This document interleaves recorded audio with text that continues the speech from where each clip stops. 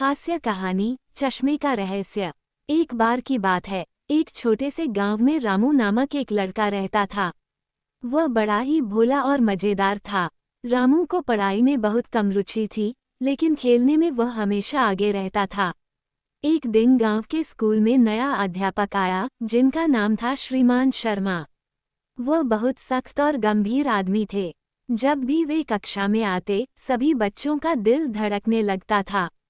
एक दिन श्रीमान शर्मा ने कक्षा में आकर सभी बच्चों से एक सवाल पूछा, बच्चों, अगर तुमसे कहा जाए कि तुम्हारे पास एक दिन का जादू हो, तो तुम क्या करोगे?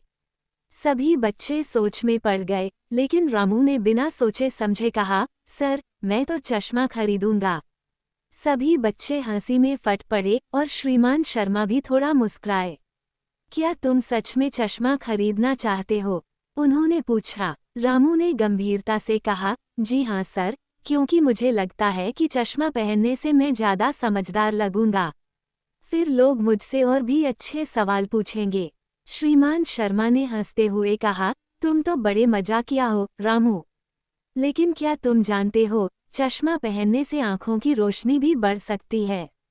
रामू ने सोचा, अगर ऐसा है तो मुझे तुरंत चश्मा खरीदना चाहिए। अगले दिन रामू ने बाजार से एक नया चश्मा खरीदा और स्कूल में पहन कर गया। वह स्कूल में घुसे ही था कि सभी बच्चे चश्मे को देखकर हैरान हो गए। रामू, तुम तो अब बड़े आदमी लग रहे हो, एक बच्चे ने कहा। रामू खुश होकर कक्षा में बैठा और सोचा, अब मुझे सब लोग समझदार मानेंगे।